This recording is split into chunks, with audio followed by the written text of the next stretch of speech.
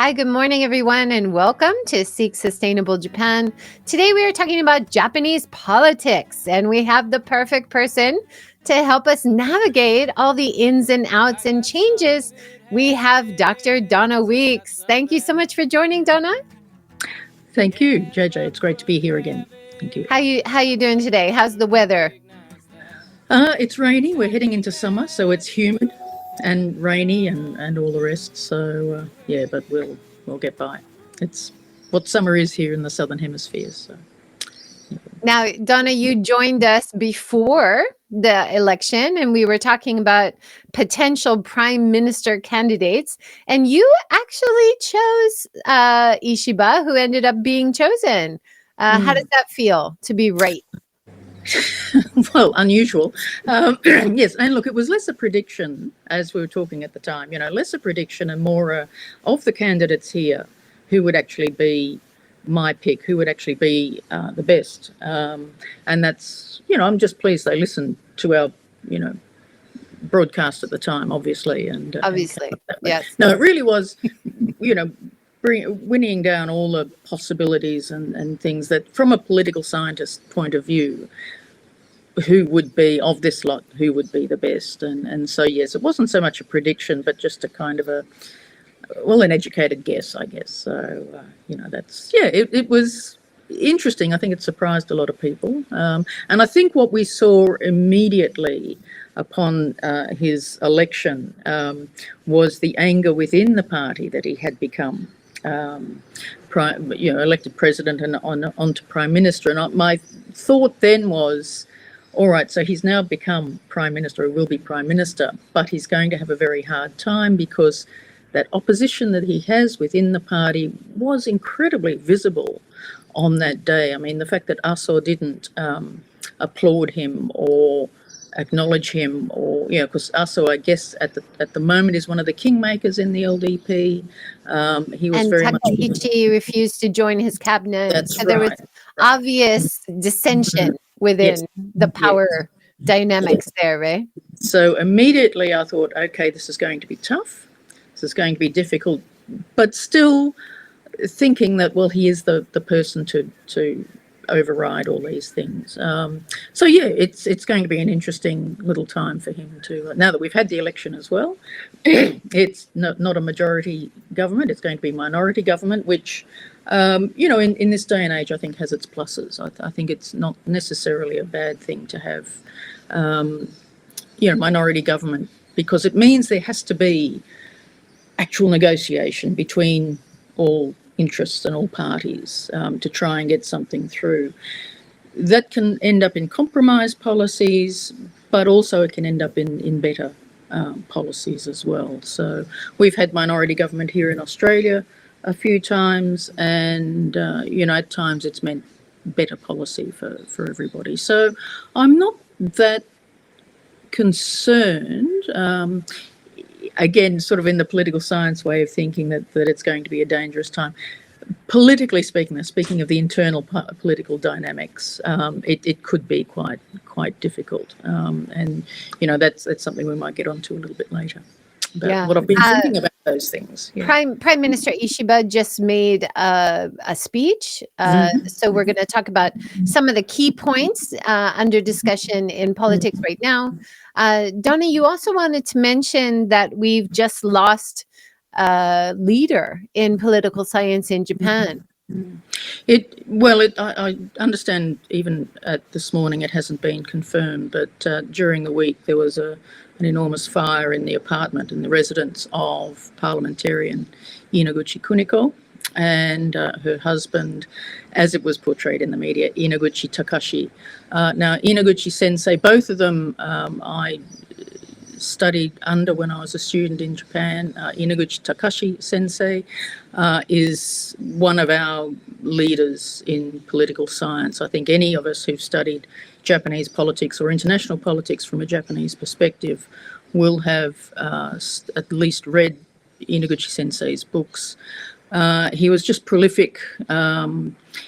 He would engage genuinely in conversations with you as a graduate student and was very encouraging. And if it is they still haven't formally identified the two bodies that were found in the apartment. But if it is true that we have lost Inaguchi Takashi Sensei to this terrible tragedy, it's a moment for us, all of us who've come to Japanese politics this far, to at least stop and acknowledge his enormous contribution. He's multilingual, absolutely dedicated internationalist, international politics person, and for him to pass in this way is something we've all been reflecting on in the last few days. Of course, as I said, it's not officially confirmed, but it does appear that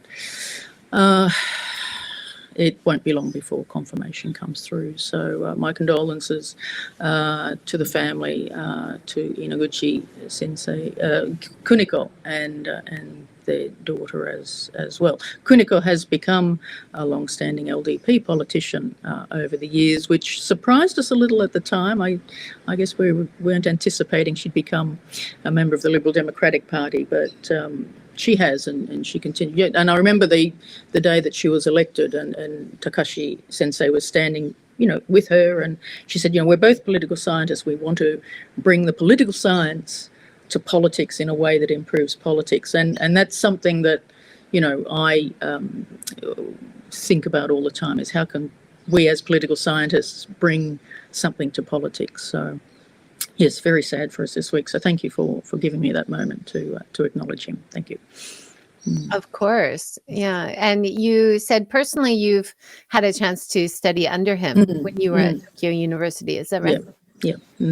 Yeah, as a graduate student, but also just other opportunities. As I said, he came to Australia a few times and worked with him then. So, yeah.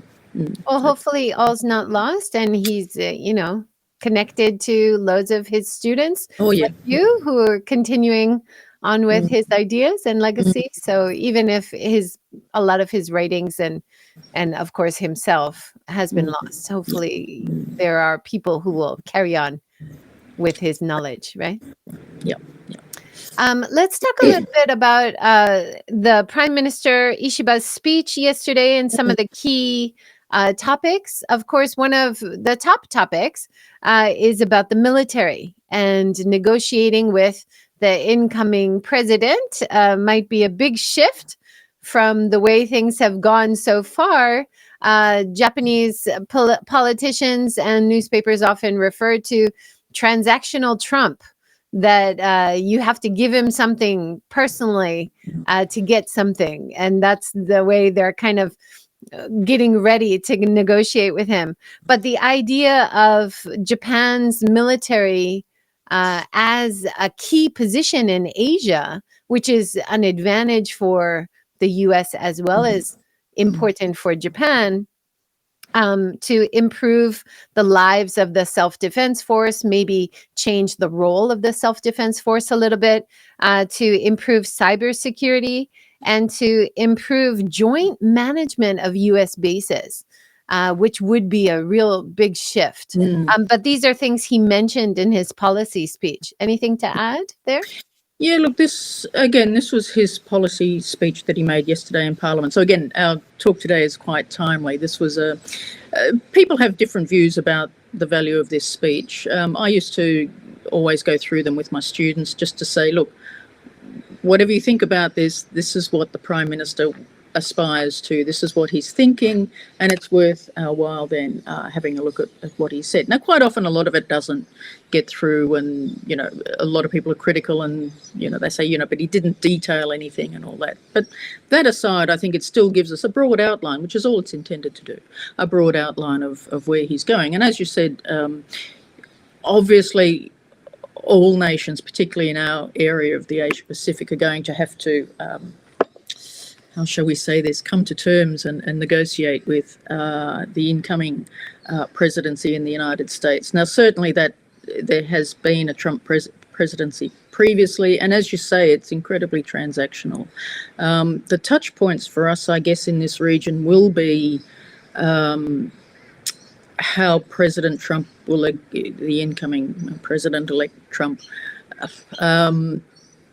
will negotiate again with Kim in North Korea, and what that will that can be an incredibly unstable he thinks it's very stable, but it can be an incredibly unstable influence in the region. Now, Ishiba, on that level, Ishiba has a long history in politics in the defence portfolio, and this is going to be quite significant.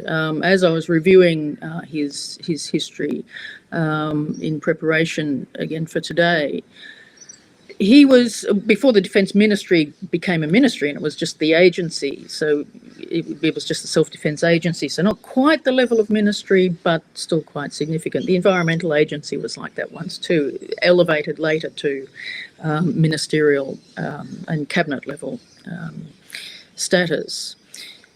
He was the one who effectively gave the okay for the self-defence forces to go to the Middle East on the grounds of defending Japan. So in a way, he kind of started but pushed along or gave some incentive to the changing nature of the self-defence forces.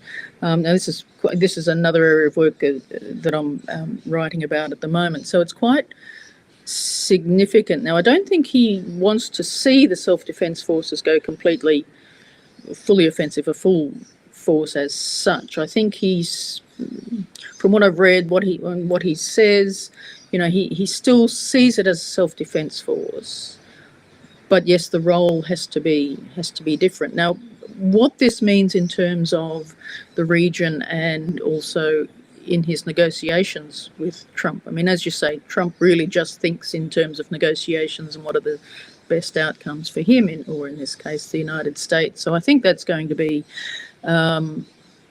very problematic. Ishiba, on the other hand, has also said that he wants to maintain, those important relations with China. And I guess in the region for us, it's this relationship with China that all of us have to negotiate, along with Taiwan and what its situation will be at the moment. And so when we talk about regional security, there are lots of things that are coming into the mix. Now, Australia also has a role in this. Australia and Japan, of course, are very much dominated by the alliance with the United States. The defence relationships, and this is a little concerning for me, but the defence relationships between Australia and Japan are on the increase in terms of strengthening and training the Japanese. Even now for me, it's hard to continue to say self-defence forces. I've long been a supporter of the idea of self-defence forces and always correcting students if they say, the Japanese army or the Japanese military. But even for me, it's getting harder to hold up the pretext that it's a self-defence force.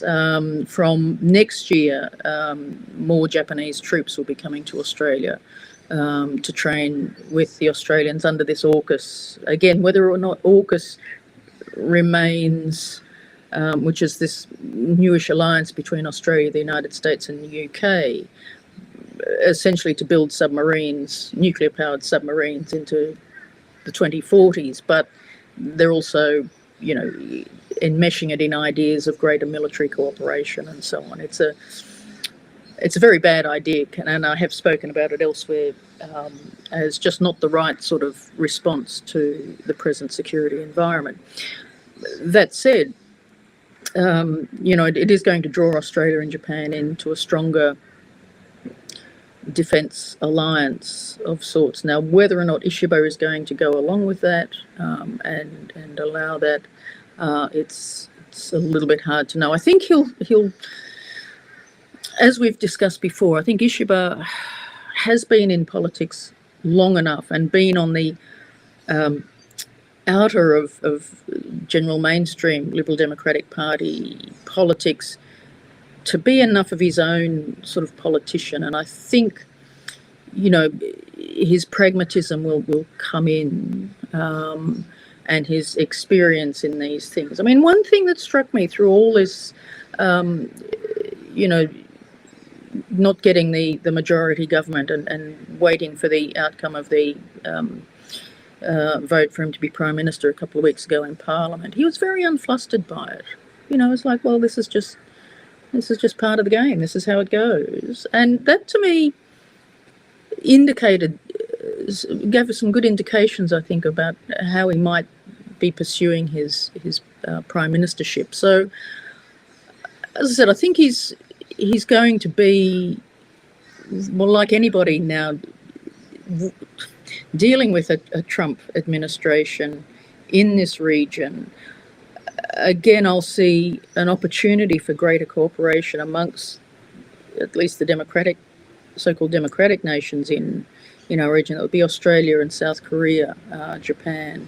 I still have optimism that we should be engaging more with China, not sort of resisting or setting up China as some kind of, something to oppose. I think more engagement there is incredibly important. I mean, trade for Australia with China is just incalculable, and to try and make China the enemy is just makes no sense. And so it may be with Japan and Australia. I think Japan and Australia, yep. With America stepping in with these big tariffs against China. Yep. Japan and Australia are going to be more important trading partners with China, I would imagine. Yeah. Especially for big industries like automobiles for Japan and China.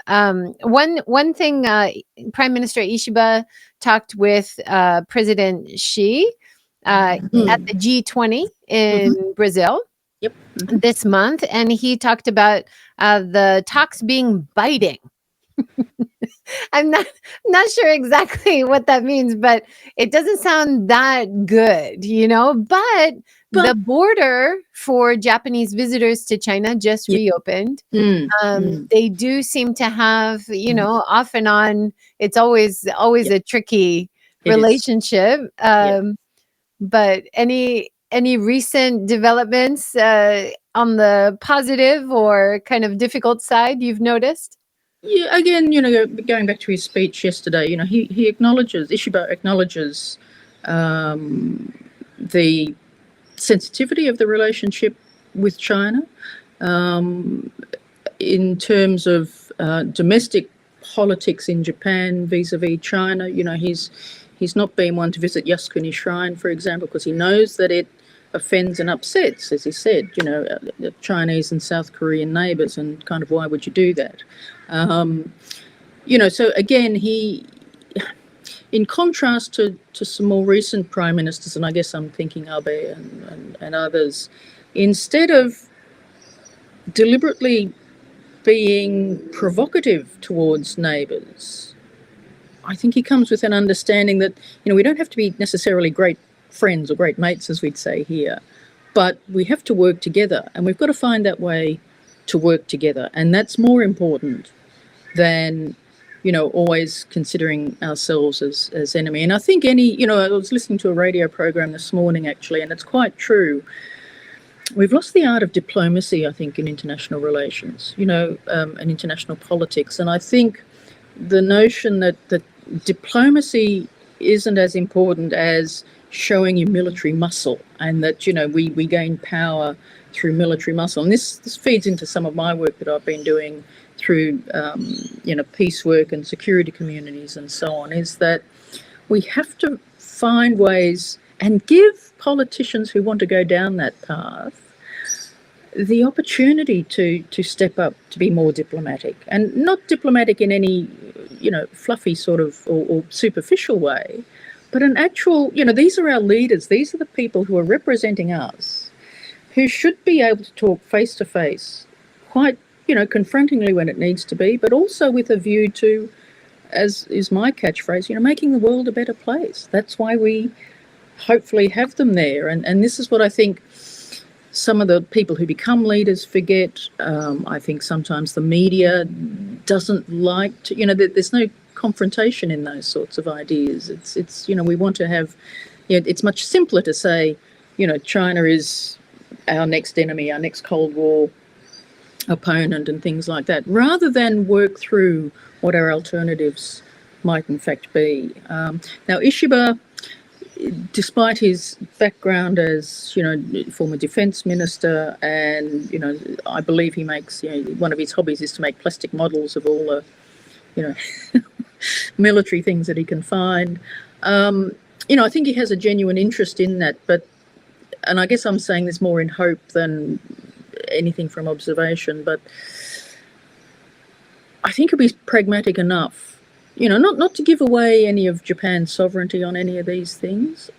And I think he will definitely be a different Prime Minister towards Trump than Abe was. I think what we will need, and I say this from an Australian perspective as well, is somehow our leaders to somehow stand up to Trump. So it's going to be critical over the next few years in terms of what happens. So whereas Abe sort of went in with trying to build a very personal relationship, I'm not sure that Ishiba is that type of politician and should, in fact, as he was saying, and as you said before, look at ways of building the Japanese military or self-defense forces in such a way that there can be a certain level of independence, but also nothing that's going to sort of combust the situation, I guess. Just catching up with some links here. Probably didn't answer your question directly, but No, yeah, always quite absolutely. interesting where he's headed. I'm just adding some links for the pages that I'm showing. The official Prime Minister Ishiba page for the government, for example, really good to see all these official pages also have really good English equivalents, so that shows an outward international face of transparency for the government in Japan. I'm always encouraged by that. Yeah. And they're very quick with those translations. And also I would say that Ishiba is he's upping his social media game. He's on Instagram quite regularly, and both in English and Japanese. And there's still a few tweaks he might want to make to his Instagram post, but he's there, and he's certainly giving it a good shot. So.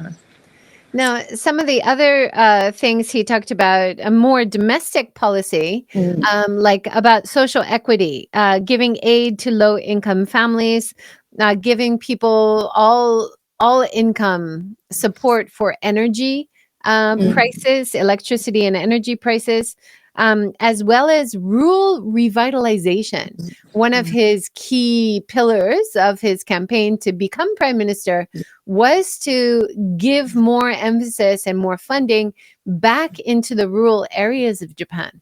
Well, let's take that last point first, because he does come from Totori. He was born in Tokyo, but basically grew up in Totori, where his father was governor at one stage and so on. So his electoral district is in Totori, which is probably one of the poorer and least populated prefectures in Japan. He has held variously ministries that include rural revitalisation as well. So this is not just something he does and says because he thinks it's a good thing. It's again something he actually has lived experience. Well, not he himself, but he comes from an area where he's probably watching this rural decline and the importance of doing that. Notwithstanding, I think it's Totori that has the sand dunes, which are very popular with tourists at the moment. So there's a little bit there for Totori that he can draw on. So it's the least visited prefecture in Japan, apparently, domestic tourism or international, and it's a beautiful place. It is. They could probably do with some revitalization. I have done some consulting trips there to Totori, and they have so many charming things. If anybody knows Gege no Kitaro, they've got a famous street for that manga artist. You can go to Tsuna Bucks, so sand coffee shop instead of Starbucks, which is fun. And also the sand dunes is a huge draw for the area, but you can ride a camel through the sand dunes. So it's quite unexpected as well sometimes in Japan, right? Yes. Well, you can ride camels in the northern part of Australia too. Oh, can you? Wow. Yeah. So talking social equity and building support systems for lower income earners and things, how has Ishiba shown through his career kind of fighting for the working class or? Well, I guess in his, and part of his speech yesterday is what's become a bit of a a term at the moment, the 103, 10,000, it comes down to around $10 or $11,000 cupboard wall. So this income level where taxes start happening, and I think this has become a bit of a catchphrase, the 103円の壁, whereupon they want to make some changes there so that taxes come in a little bit after that, which would help people to raise that limit. You know, it's sort of like say cupboard, but I guess it's like a ceiling, what we would say in English, a ceiling is how to get over that for people who, want to earn more money without the taxes. So adjusting the taxation there, I think, will be something of a policy issue that he will take up over. And this is again where a couple of the opposition parties are putting a lot of pressure on him. And this is where I say having minority government can in fact result in better outcomes in some ways, in that parties will do what needs to be done in order to get legislation passed. I noticed right early on in his becoming Prime Minister, he has talked about getting at least the hourly wages raised. And this has, of course, been a big issue in Japan over many, many years. I mean, something I've noticed sort of going backwards and forwards is the way that to raise it to 1,500 per hour, right? Within the next 10 years, like incrementally. Yeah, it'll be incremental, because I guess he's got to allow for what companies and employers can do.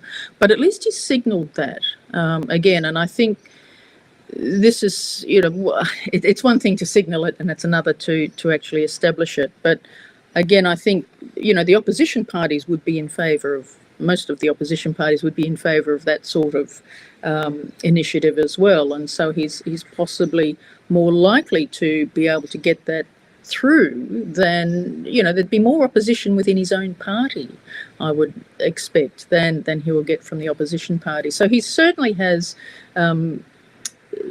said very early on in his term that is one thing that he will be doing. And as you say, the various assistance packages for energy and so on that will be coming through, because it was terrible to see reports of people not switching on their air conditioning in summer because it was taking up, costing too much and things like that.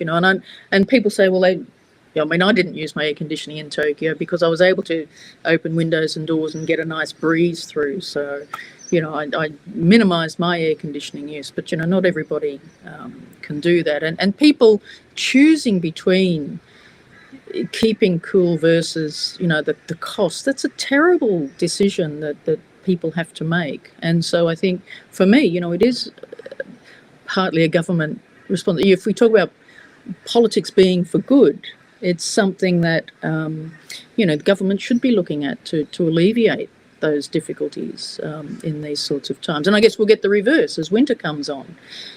People won't be turning on the heaters because of the costs, and that will result in greater social disabilities and death and so on. So, these are the sorts of things that we want our politicians really to be thinking about and acting on and making that a reality. So I think, Ishiba's he's certainly floating those ideas, and I think he certainly does see that as important. So and speaking of energy, that's also one of the key things he talked about yesterday. But in his prime minister campaign to become prime minister and president of the party, he was talking about wanting to reduce nuclear energy and wanting to increase renewable energy, including geothermal, which hasn't really developed much in Japan yet. But I was looking at MEDI, the Ministry of Environment and Industry, and they have a subsidy, a new feed-in tariff to support businesses or individuals who want to use renewable energy, including geothermal, to get a higher payback when you sell it to the grid, and then that helps you pay it off quickly. So that's nice to see that that's back. Yep. That was something that stopped for a while. Any other points on the energy issue that you wanted to touch on? Yeah, I mean, I think you raise, an important point. In Australia also, we've got a faction in our politics here that wants to bring in nuclear power, and everyone's saying, but wait, Australia has, it's the sunniest country in the world, solar and wind and the natural resources that we do have. They're there, they're working, this is all powered, talking to you today is all powered by the solar panels on my roof. Me too. Fantastic. Other sides of the other countries, but still same policies work, right? Exactly, and so Australia has an abundance of sun, so solar panels make sense. Japan has the geothermal resources. That makes extraordinary sense too, and that's something that the solar panels, as you go out on the trains into the country in Japan, you see, farmlands and so on covered in the panels. I think there's really no need to be pursuing nuclear energy anymore, and I think this is a really good thing to see Ishiba going down that path. I mean, he has stated that on a slightly different angle that Japan should be able to be nuclear ready, weapons-wise, but that's quite separate from, the nuclear power plants and so on. And, as we've seen time and again with Japan and earthquakes, why would you put, nuclear power plants in those very unstable, because they've basically got to be on the coast because of the amount of water that they use. And so, to me, for a long time in Japan, geothermal has been the obvious option. And again, we all need to be, all countries everywhere need to be looking at these alternative ways to power ourselves. Geothermal in Japan, solar in Australia. It's really good sense. So if he's able to pursue that, I think that will be another. And again, that's something that people can keep pressing him on. You said, you can do this, you can do that. So I think you just briefly touched on one of the issues that I think is worth discussing about nuclear weapons, and his stance on being kind of asked directly what his stance on nuclear weapons is. Now, Prime Minister Kishida, who was from Hiroshima, who has just stepped down this year, he was very clear against nuclear weapons. But Ishiba seems to have a little bit of a more cautious take on saying it one way or the other. Is that right? Pretty much. I mean, I think he wouldn't. I don't think he wants Japan to have nuclear weapons. But I don't think he's going to rule it out entirely, which is a kind of a bit of a shame. He'd like to see more and more countries moving towards the elimination of nuclear weapons and not having to be in this situation of, walking on both sides of the fence, as it were. And I guess, what would you say? In a way, until the major powers that have all the nuclear weapons are prepared to step back and say, actually, no, we're not going to have these.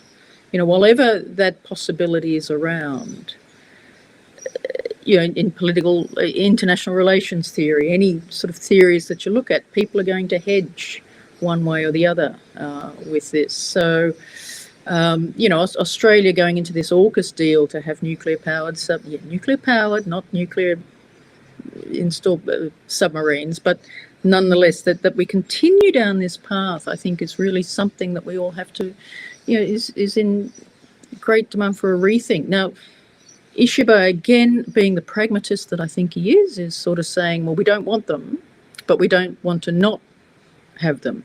And, let's face it, when Kishida did come in and coming from Hiroshima and saying all these things about no nuclear weapons and all the things he could have done as Prime Minister, and he didn't do, which just led to more disappointment. I mean, I remember being in Japan, in Tokyo, when Obama spoke in Hiroshima in 2016, and I think we might have covered this in our last discussion, but Obama was there in Hiroshima. It had the same effect on him that it had on me when I first visited Hiroshima.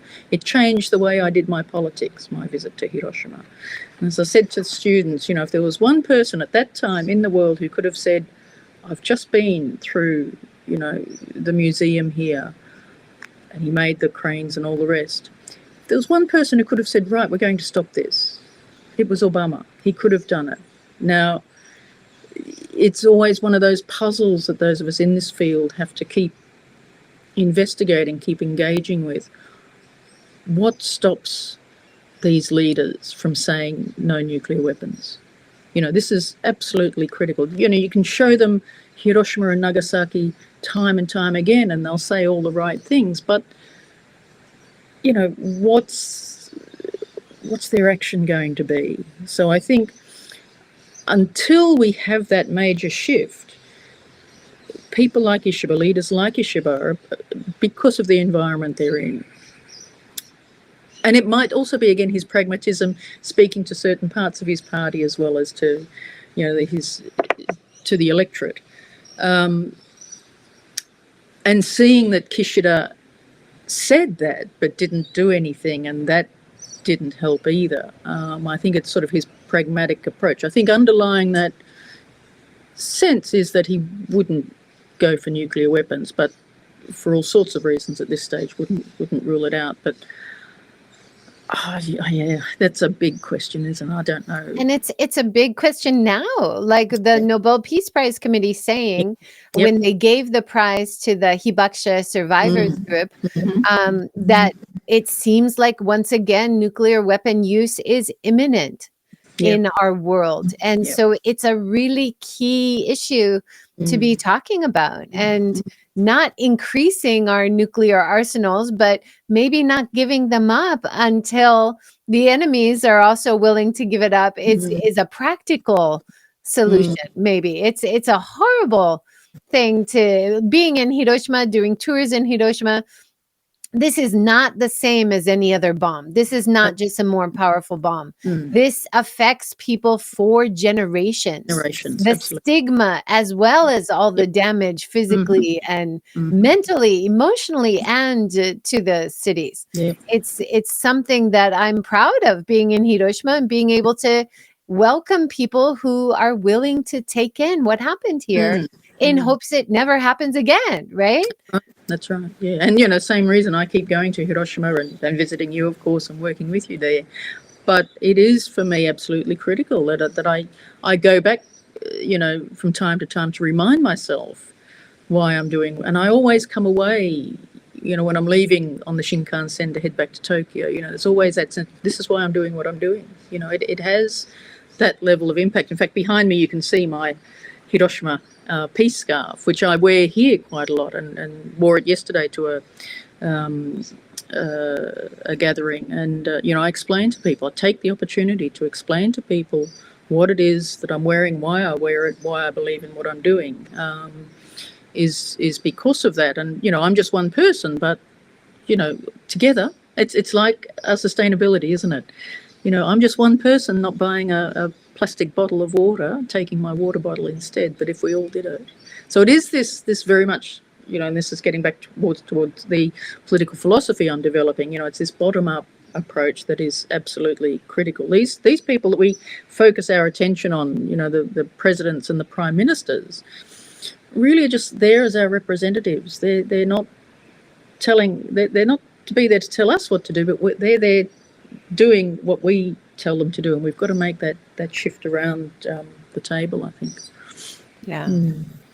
Now, this last election, the ruling party did lose some seats, and other parties kind of stepped up in power a little bit. Can you give us an overview of what the situation is? Yeah, look, this was a really interesting result, wasn't it? But one we've seen before in Japan. I mean, we always talk about the LDP as having been in power effectively since 1955, when the two parties came together, the Liberals and the Democrats, except for a couple of opportunities. Now, what this current period will remind me of the most is probably around about 1993 to 1995, 1996, where the LDP did go out of power briefly. There was this enormous coalition of parties in government trying to move things through. But nonetheless, some significant things happened then. And I think critically for us today, Ishiba was a part of that. He was originally in the LDP. He left the LDP to join some of these reformist parties, more progressive parties, trying to fix the system in the end. Obviously, as it all sort of started to fall to pieces, the pragmatism in him made him rejoin the LDP. And, this is going back, it's 30 years ago now, isn't it? It's a long time ago. It's a long time I've been studying politics. I think that will stay with him, and how things can be maybe done differently to get that different sense. And so I keep reflecting on that period now as I look at the outcome of this most recent election. I mean, one of the good things to see was that there was an increase in women politicians up to 73, I think it was, which is great. I was really interested to see in terms of the number of seats, the comeback by the Rikken Democrats, the Constitutional Democratic Party of Japan. Now that was a really big comeback. Obviously, it really spoke to the electorate being quite angry with the LDP and the money scandals, the connection with the Unification Church. One really interesting signifier of this was the electorate that I lived in Tokyo, in the northwestern suburbs of Tokyo, which had been held by Shimamura Hakobun, who'd been in for almost as long as I'd been living in the area from, I think he came in the 1990s. He was defeated. Now, he was considered that part of Tokyo has always been very strongly Liberal Democrats and Komeito, so quite a conservative area. And for Shimamura to be defeated by the Constitutional Democrat candidate, who I will disclose here, I did spend some time with him and attending his, he worked very hard in the electorate over the last 3 years, really appearing at all the social, political gatherings that the people had and so on. He really worked very hard to raise his profile. He was actually formerly a secretary of Ishihara Shintaro way back. So he too has gone from the Liberal Democrats and come across to the Constitutional Democrats. So that was an interesting sign for me that change had come through. Now, of course, the Constitutional Democrats didn't get quite the numbers to win this time, and certainly you couldn't pull together a coalition of the opposition parties, but I expect that it will give them some influence in the politicians, in the policies to come through. So it was certainly an interesting outcome. Exciting for people like me who like to watch this stuff. Yeah, we've got an interesting question about, is it okay, morally speaking, to advocate for elimination of nuclear weapons, but then be under the nuclear umbrella of another country? So talking about Japan and allowing America forces to be the Japan military, basically, and having nuclear weapons as the American forces here, right? It's been a debate for many years in Japan, an ongoing, very controversial topic, and a really good point. Thank you for adding that, Alando. Yes, I would say really, it's a really good point to make. And Australia is in the same situation. We're kind of under the nuclear umbrella too, and any US naval ships coming into port here, they neither have to they can neither confirm nor deny. Australia is essentially anti-nuclear on that level. That will change, of course, but they're on can neither confirm or deny, allowed to allowed to come into port. I was actually in a protest back as a third-year student at university when one of the American ships came into the port in Brisbane, protesting that. So I've been doing this a long time. So, but it's absolutely a valid. And thank you, Alando. That's a really important point to make. Absolutely. Thank you for that. Talking a little bit about the scandal that made the whole upheaval. So the abolishment of political funds. He talked about it in his policy speech, perhaps creating a third-party institution to oversee political funding, to add a layer of transparency. How likely is that to happen? I mean, this would be a good fix, it seems like. Well, again, this is a policy proposal he's throwing out there. Obviously, he can say that. How will he implement it? Funnily enough, we've just had a similar piece of legislation try to get through the Australian Parliament here, which everyone could see it was in fact about entrenching the power of the two main parties. It wasn't about making political donations more transparent. It would, if it had got through. In the end, they pulled it at the end of the week, to be continued, as it were. This idea of giving transparency in political donations was actually going to crush the opportunity for independents and minor parties. And we've seen a real groundswell in independents and minor parties in Australia recently rising to Parliament here. So, again, politicians will say on the one hand they're all about the interests of the electorate, but when it comes to these sorts of things and staying in power, it becomes all about them and how can we stay in power. Now, if there is in any way, shape or form something in this proposed legislation, this third-party body that will diminish the opportunity of the LDP staying in power, you can bet they'll be opposed to it. If that transparency helps the opposition parties in perhaps being able to be more transparent and get more donations for them and give them a better chance to perhaps get into power, they'll be for it. But anything that diminishes, the party's opportunity to continue along their merry way, I think it'll make it very, very difficult. It's a hopeful and promising piece of legislation. And this is where Ishiba's negotiation skills with the opposition will be really, really important to pull this through, I think. Yeah. You mentioned how Prime Minister Ishiba is active on social media. Now that brings up a really recent scandal from Hyogo, how the politician was using social media influence to win the election. So this might be something that the national government also has to touch on, about how social media is used by politicians in terms of disinformation or feeding the populism fever, we saw what happened in other countries. Yes. So, yeah. Yes. Yeah. When I say he's becoming prominent in social media, I generally follow him on Instagram, and it's still at that he's trying hard level. There's nothing about his posts that would be influential or anything, but he's there and he's trying to be.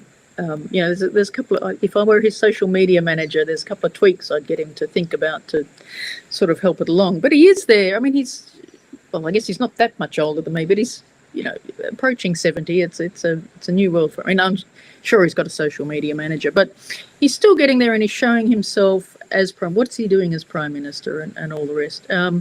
But yes, I mean, your point about the Hyogo election and the way social media has now become such a big part of politics, as we saw in the United States as well. This is a big problem we're going to have to confront. We're going to see it in Australia as well. Australia, I know that it got in the news in Japan as well. They've just passed legislation to ban under 16s using social media. Now, we don't know the detail. We don't know. Yeah, it's there. Yeah. We just don't understand how it's going to work. Am I, as a 60-year-old, going to have to put my proof of age, to use my Instagram? Or they said, oh, no, it won't be for you. Well, how will they know that I'm a 60-year-old, not a 16-year-old. It's an interesting policy to see how it actually rolls out, right? Yeah. Oh, absolutely. But the idea that any politician, older politician in Japan, is using social media in a way to connect with voters, in theory, that's a good thing, right? But we've seen in other countries, including the American election, how that can be abused, right? Yep. And, and the Hyogo one as well. There was some really fine lines there about, a company that was employed, I understand, to do the social media. What's going to become of social media? We often talk about in politics the role of what's now become mainstream media, or the more orthodox media. But we're also going to have to shift our focus to social media as well, because it's, and I don't think Australia's legislation this week, the government's legislation this week, is going to be the answer to it either. There's nothing about politics in that legislation. It's about supposedly protecting, young people from, the health and other dangers of social media. But, and you can't ban social media during campaigns. They've got laws about not having ads, so many hours or days before an election. Those sorts of things you can kind of legislate. You can't legislate what we all hold in our hands, and add to all the time. So, his use of social media is at that informational level. This is what I'm doing. This is how things are happening. But then, of course, as soon as you put something up like that, and he allows comments, and so people will make those comments. And I think it's out of that, never read the comments, they say, except these wonderful ones here that we get.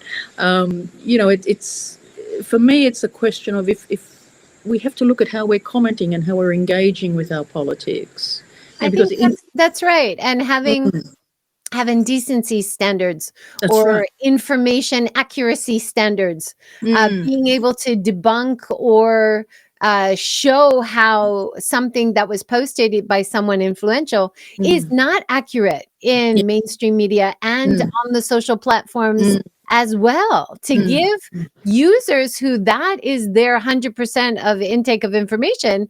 That's dangerous if it's not debunked, if it's not connected to reality, right? That's going to be a really interesting conversation going forward. Well, it goes back to us as well, just to say, why would you? What makes you put something up that's a lie? Think about ourselves as you're sitting there about to put something in the comments. Why are you doing that?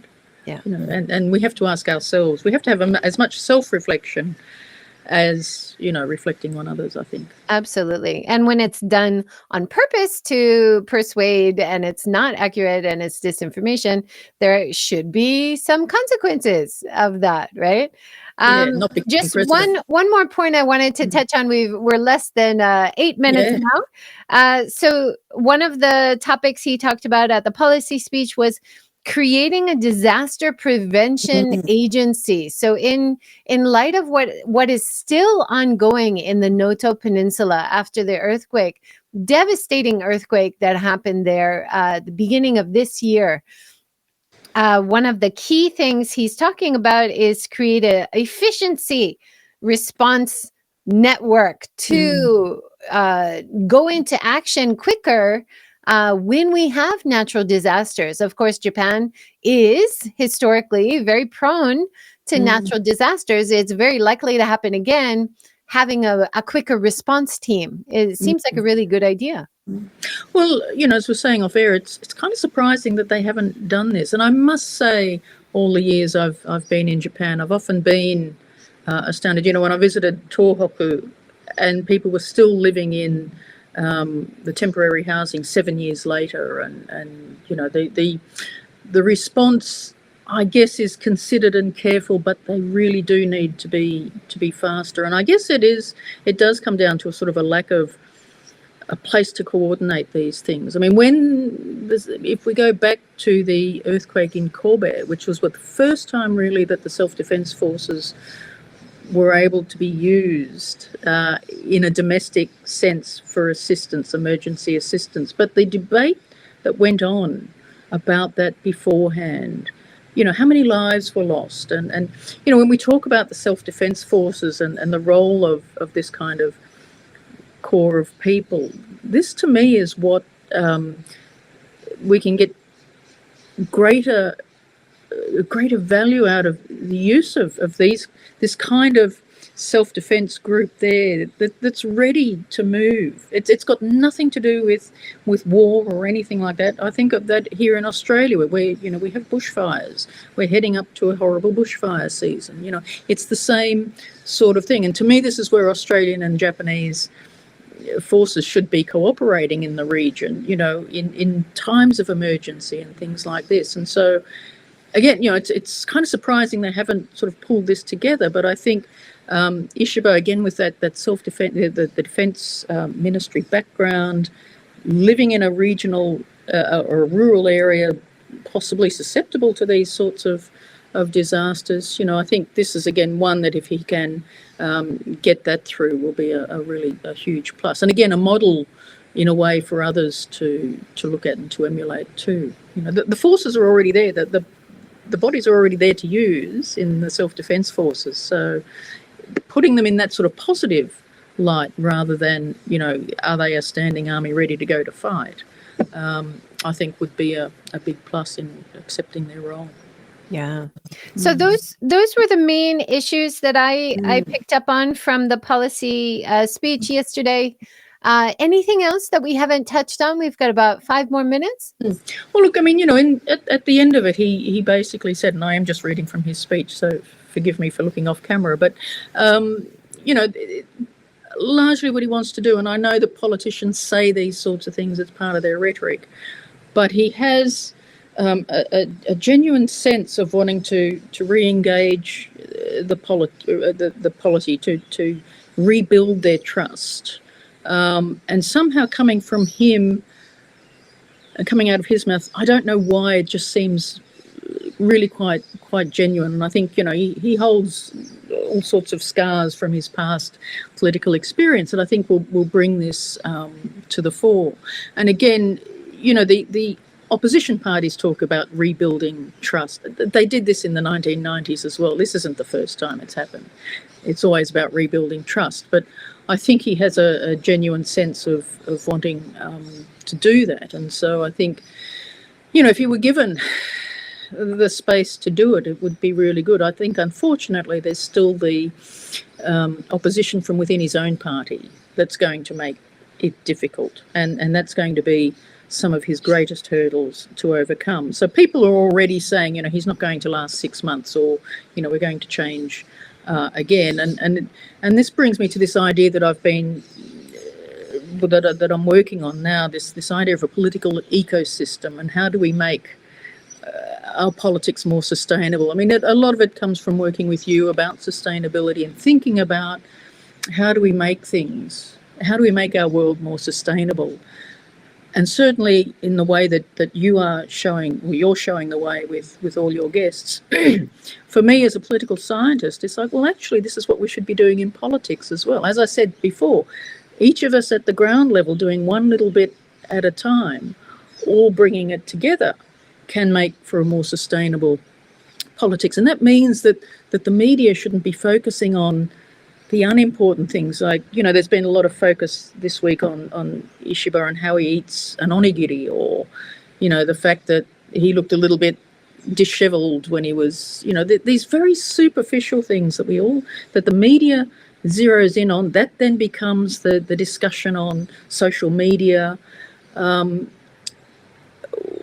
Politics is like an ecosystem. It's not just the leaders. It's not just the media. It's not just us going along to vote whenever we feel like it. We have to be a part of it all the time, not in a political sense, but thinking of it as an ecosystem, as you do with sustainability. How can we not just sustain a better world, but a better politics as well? And we've all got a responsibility to do that, I think. And thank you for being able to work with you over the years, because it's really contributed to how I've come to think about how we can make things better. Because, we could have this conversation next year with a new Prime Minister. We'll be talking about the same things. And that's not necessarily a good thing. It's like we want to be talking about our Prime Ministers or our Presidents who've actually enacted policies that are going to be good for us, that are going to be good for the world, that are going to, get rid of nuclear weapons and things like that, all that sort of thing. So we need a sustainable environment. We need to have that sustainable environment. We need a sustainable political ecosystem. And I think we all have to contribute to that. So you'll hear me banging on about that from here on in, I think. So that is a fantastic place to leave it, right at the hour mark. Thank you so much, Dr. Donna Weeks. So much insight there. Really, I think for me, the big takeaways from today's discussion, a little bit of a positive view on the diplomacy that Prime Minister Ishiba brings to the position right now, and the potential for positive changes as we go into 2025 in terms of all the key issues. And there's so many. I really appreciate your point of view and all of your many years of experience looking at Japanese politics. So thank you so much for joining. No, thank you. Really appreciate it. Thanks, JJ. Thanks, everyone, for joining us, and fabulous comments and questions. If you're watching this in replay, of course, you can add your comments and questions below, and we will respond. Have a great day, everyone. And peace seems like a perfect thing to end on. Take care, everyone. Peace out.